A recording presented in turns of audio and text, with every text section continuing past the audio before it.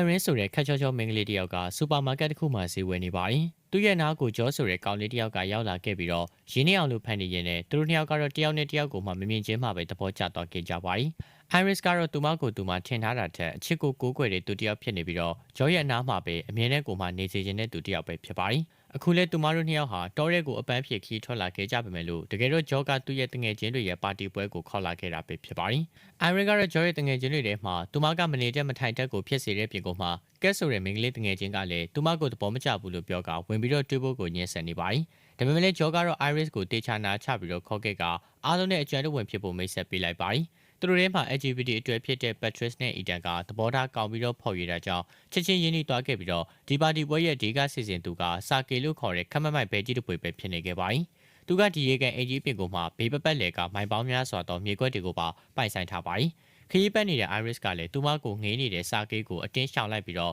့သူမတို့နားရမယ့်နေရာကိုမေးလိုက်ခဲ့ပါတယ်။အခန်းထဲကိုရောက်တာနဲ့ရေမိုးချိုးကညစာစားပွဲမှာသူတို့ကစကားတွေအများကြီးကိုမှပြောနေကြပါတယ်။ Patrick နဲ့ Ethan ကသူတို့တွေစားတွေ့ခဲ့တဲ့အတေးအကြောင်းကိုပြောပြပြီးတော့ Patrick ရဲ့နောက်မှာတော့ခက်ကြကြောင်ဒိုင်နိုဆောအင်ဂျီဂျီနဲ့ Ethan ကသူ့အတွက်ကဘာပေါ်မှာအခမ်းအနားဆုံးအမျိုးသားတစ်ယောက်ဖြစ်ပြီးတော့ဒါကတော့သူ့ရဲ့ဖူးစာပဲဆိုတာသိကြတယ်လို့ပြောပါတယ်။ Iris ကတော့ဒါဆိုရင် Ethan ကိုဖူးစာပဲလို့ဘယ်လိုသိခဲ့လဲဆိုတာကိုမေးလိုက်တဲ့အခါမှာတော့ Patrick ကတော့မဖြေတတ်တော့ပါဘူး။ Iris ကတော့သူမအတွက်ဖူးစာပဲဆိုတာဟာအရာရာအတူတူပဲဖြစ်ပြီးတော့ John နဲ့တွေ့လိုက်မိတဲ့က John ပျော်ရွှင်နေတာကိုပဲသူမတွေ့ကျင်ခဲ့တာလို့အစပြုကသူမထင်မှတ်ထားတဲ့အချစ်ကြောင်းတွေကိုပြောပြလိုက်ခဲ့ပါတော့တယ်။ညစာစားပြီးတာနဲ့ဂျောကလည်းစာကိန်းနဲ့အတူတူအလုပ်ကြောင်းတွေကိုဆွေးနွေးနေခဲ့ကြပြီးတော့ကက်နဲ့ Iris ကလည်းအတူတူစကားထိုင်ပြီးတော့ပြောနေခဲ့ကြပါတယ်။ကက်ကတော့ Iris ကိုသဘောမကျတာထက် Iris ကိုမြင်နာနဲ့ကိုအစားထိုးခံနေရတယ်လို့ခန်းစားနေရကြောင်းရှင်းဖွင့်နေပါတယ်။ပြီးတော့စာကိန်းနဲ့ကက်နဲ့ကလည်းတိတ်တိတ်ပုံချစ်သူတွေဖြစ်ကြတာကြောင့် Iris ကတော့အံ့ဩနေပါတယ်။အဲ့ဒီချိန်မှာပဲ Patrick နဲ့ Ethan တို့ကလည်းရောက်ရှိလာခဲ့ပြီးတော့တချင်းပွင့်ပြီးတော့ကနေခဲ့ကြတာကြောင့်အားလုံးကလည်းဆေးလွတ်ကိုလွတ်ကနေကြရင်နဲ့ကက်နဲ့ဂျောကလည်းအနေနီးနေကြတာကို Iris ကတော့တဝန်တူနေခဲ့ပါတယ်။ညာအိတ်ချင်ရောက်တဲ့အခါမှာတော့ Iris ကလည်းသူ့တဝန်တူအကြောင်းပြောပေမဲ့ဂျောကတော့သူ့ကိုဂယုမဆိုင်ပဲနဲ့အိတ်ဖို့ပဲအမေပေးလိုက်ခဲ့ပါတယ်။မနေ့မိုးလင်းတဲ့အခါမှာတော့ဂျောကအရက်နာကျနေတာမို့လို့ Iris တယောက်တည်းရေကန်ကိုလာပြီးတော့ရေချိုးဖို့ကိုထွက်လာပါတော့တယ်။ဂျောကတော့သူအစင်သိယူလာတဲ့ state တစ်ခုနဲ့ဖုန်းကို join လိုက်ပြီးတဲ့နောက်မှာတော့ Iris ကတော့သူ့အတွက်ကိုမှပြောင်းလဲလာသလိုခံစားရပါတယ်။အဲ့ဒါပြင်ကိုမှစာကေးကသူမရဲ့အနောက်မှာလာထိုင်နေပြီးတော့ Sacred လင်းခိုင်က Iris ကိုရှိတက်တက်ပြောနေခဲ့ပါတယ်။အိမ်ထဲမှာတော့ဂျော်တို့ဖွဲ့ကစကားလက်ဆောင်ကြားနေကြတဲ့ချိန် Iris ကတော့တွေးတက်ရဲရဲနဲ့ကိုမှရောက်လာခဲ့ပါတယ်။အားလုံးကလည်းဘာဖြစ်တာလဲဆိုပြီးတော့အတင်းမေးကြတဲ့အခါမှာတော့ရေကန်ရဲ့ဘေးနားမှာစာကေးကသူမကိုအဓမ္မကျင့်ဖို့ကြိုးစားတာမို့လို့သူမကတော့လက်လွန်ခဲ့ရမှန်းကိုပြပြလိုက်ပါတယ်။ Iris ကတော့အရန်ကိုစိတ်လှုပ်ရှားနေတာကြောင့်ဂျော့ကလည်းသူမကိုအိတ်ဖို့ကိုပြောလိုက်တဲ့ချိန်မှာပဲ Iris ရဲ့မျက်လုံးတွေကအဖြူရောင်ပြောင်းသွားခဲ့ပြီးတော့ညှိကျသွားခဲ့ပါတယ်။သူမပြန်နိုးလာတဲ့ချိန်မှာတော့သူမကိုကြိုးရည်နဲ့ခြိထားတာကိုခံလိုက်ရပြီးတော့ဂျော့ကလည်းသူမကိုစကားပြောဖို့စိတ်ညစ်ညစ်ထားခိုင်းနေပါတယ်။ဂျော်ကတော့ Iris ဘဝအတွက်ကိုမှမမေ့နိုင်ဆုံးအချိန်တွေကသူဖန်တီးထားတဲ့ program ပဲဖြစ်ပြီးတော့လိမ္မော်တီးတွေစူပါမားကတ်ထဲကတွေးဆုံမှုလေးတွေကအလင်းညာတွေပဲဖြစ်တဲ့ပြင်ကိုမှ Iris ကိုယ်တိုင်ကလည်းလိမ်ဖြော်ပြပြစရုပ်ဖြစ်ကြောင်းကိုပါပြောပြလိုက်ပါတယ်။ Iris ကတော့မယုံနိုင်ကြောင်းဂျော်ကသူမနဲ့ဆက်ဆံထားတဲ့ fashion တွေကိုပြောင်းလဲပြလိုက်ခဲ့ပါတယ်။အစောကတည်းကစက်ရုပ်တွေကညံရည်ကအစားမျက်လုံးအယောင်တွေကအစုံဘာသာစကားတွေပါထိန်ချုပ်လို့ရတဲ့ပြင်ကိုမှညံရည်အမြင့်ဆုံးကိုမှတာမန်တက်ကတူကျောင်းသူတယောက်ရဲ့အသိဉာဏ်ပဲထည့်ထားတဲ့ကြောင့်လူသားတွေကိုဒုက္ခမပေးနိုင်ပါဘူး။ Iris ကတော့ဂျော်နဲ့ပတ်သက်ပြီးတော့သူမခံစားခဲ့ရတာတွေကအစ်စ်တွေဖြစ်တယ်လို့ပြောပြပြီးတဲ့နောက်မှာတော့ကေကတော့ထွက်လာခဲ့ပြီးတော့ဂျော်ရဲ့ဒီလိုမျိုးယူကြံကြအလုပ်တွေကိုဝေဖန်နေခဲ့ပါတယ်။ဂျော်ကတော့ Iris ကိုတယောက်တည်းထားခဲ့ပြီးတော့ကေကိုသွားပြီးတော့ချော့နေခဲ့ပါတယ်။ဂျော်ကတော့ Iris ကိုပိတ်ချလိုက်ချင်ပေမဲ့လို့သူနဲ့တူတူရှိခဲ့တဲ့ရက်တွေအတွက်ဒီတိုင်းကြီးကိုမှမထားခဲ့နိုင်တဲ့ကြောင့်တေချာလေးကိုနားလည်အောင်လို့ရှင်းပြပေးနေရတာပါလို့ပြောနေခဲ့ပါတယ်။အဲ့ဒီအချိန်မှာတော့ Iris ကတယောက်တည်းရှိနေပြီးတော့ကျိုးတွေကိုလွတ်အောင်လို့ယုံကခုံအောက်မှာကျနေတဲ့ဓာတ်ကိုတုံပြီးတော့ဖျက်ချပစ်လိုက်ပါတယ်။အဲ့ဒါကိုဂျော့ကလည်းမြင်သွားခဲ့ပြီးတော့ Iris ကိုတာဖို့စူးစမ်းပေမဲ့ Iris ကတော့ဂျော့ကိုမေ့အောင်လို့ရိုက်ကသူ့ရဲ့ထိန်းချုပ်ရေးစနစ်ပါတဲ့ဖုန်းကိုပါယူသွားခဲ့ပါတော့တယ်။ Iris ကိုလာခေါ်ဖို့အတွက်စက်ရုံကိုဖုန်းဆက်နေတဲ့ Ethan နဲ့ Patrick ကလည်း Iris ထွက်ပြေးတာကိုသတိမထားမိလိုက်ပဲနဲ့ report ပါတင်မိလျက်သားဖြစ်သွားခဲ့ပါတယ်။ဂျွန်နိုလာတဲ့ခါမှာတော့ Iris ရဲ့ fashion တွေကိုသူတို့ရဲ့ stick ကိုတုံးပြီးတော့ပြုပြင်ထားတဲ့ပြင်ကိုမှစာကေးကိုတတ်ဖို့ပါစီစဉ်ထားတာကြောင့်တကယ်လို့စက်ရုံကသူ့ကိုတည်သွားခဲ့ရင်ဂျော့ဘာထောင်ထဲကိုရောက်မှာပါလို့ရှင်းပြပြီးတော့စာကေးရဲ့ဝေစုတွေကို၃ယောက်ညီမျှခွဲဖို့ကိုတွေးဆောင်ခဲ့ပါတယ်။ Ethan ကတော့ Patrick အတွက်ကိုပါထည့်ပြီးတော့တောင်းတာကြောင့်လိန်ဖြော်ပြပြစရုပ်ဖြစ်နေတဲ့ Patrick ကိုဂျော်ကတော့ဝေစုမပေးချင်ပါဘူး။နောက်ဆုံးကဲ့ရဲ့ဖြည့်ရှင်းပေးမှုကြောင့်ပဲအရင်ဆုံး Iris ကိုရှာဖို့ပဲထွက်လာခဲ့ကြပါတယ်။ Iris ကလည်းထင်းချိုးစနစ်ကနေကိုမှညံရည်တရာထိကိုမှတိုးမြင့်ခဲ့ပြီးတဲ့နောက်မှာတော့သူမကတော့လွတ်မြောက်ရလန်းကိုစပြီးတော့ရှာပါတော့တယ်။ သူရဲ့တွက်ချက်မှုအရကတော့ဂျော်တို့ကလည်းသူ့ကိုလိုက်ပြီးတော့ဖမ်းမှတေးကြတာကြောင့်ဂျော်တို့အဖွဲ့တော်ရက်ကိုရောက်တော့အင်ကိုပြန်ပြီးတော့ကားကိုသွားယူဖို့အကြံပေးလိုက်ခဲ့ပါတယ်အဲ့ဒီအချိန်မှာပဲအီတန်တို့အတွဲကလည်းရောက်လာတာကြောင့်ပုံနေတဲ့အချိန်မှာပဲပတ်ထရစ်ကလည်းသူကဆက်ရုပ်တကောင်ဖြစ်ကြောင်းကိုတင်းနေနေပြီးသားဖြစ်တယ်လို့ပြောကသူသာဆက်ရုပ်ဖြစ်ပေမဲ့လို့အီတန်ကိုတော့တကယ်ဆက်ရင်းနဲ့ကိုချစ်ပါတယ်ဆိုပြီးတော့ဝယ်ခံလိုက်ပါတယ်အဲ့ဒီအချိန်မှာပဲအိုင်ရစ်ရဲ့ဖုန်းကနေကိုအတန်ထွက်လာတာကြောင့်အီတန်တို့ကတော့အိုင်ရစ်ကိုဖမ်းဖို့လိုက်လာခဲ့ကြပါတယ်။ဒါပေမဲ့လို့အိုင်ရစ်ကတော့အီတန်လက်ထဲကနေကိုတနက်နဲ့အီတန်ကိုပြစ်လိုက်ခဲ့ပြီးတော့ထွက်ပြေးကဂျောကလည်းအိုင်ရစ်နောက်ကိုထက်ချက်မခွာကိုမှလိုက်လာနေခဲ့ပါတယ်။ကားရဲကိုရောက်တဲ့အခါမှာတော့ကားရဲ့အော်တိုစနစ်ကလည်းအိုင်ရစ်ရဲ့အတန်ကိုမှတ်မထားတာကြောင့်အလုံးမလုပ်ပါဘူး။ဂျောကလည်းအိုင်ရစ်ကိုထွက်လာဖို့အတွက်ကိုမှကြောကြောအော်နေခဲ့တဲ့အချိန်မှာတော့အိုင်ရစ်ကတော့သူ့ရဲ့အတန်ကိုဂျောနဲ့တူအောင်လို့ပြောင်းလဲလိုက်ပြီးတော့ကားကိုအသက်သွင်းလိုက်ပါတယ်။ကားကတော့ထွက်သွားတာမို့လို့ဂျောကတော့အိုင်ရစ်စီကိုဖုန်းဆက်ပြီးတော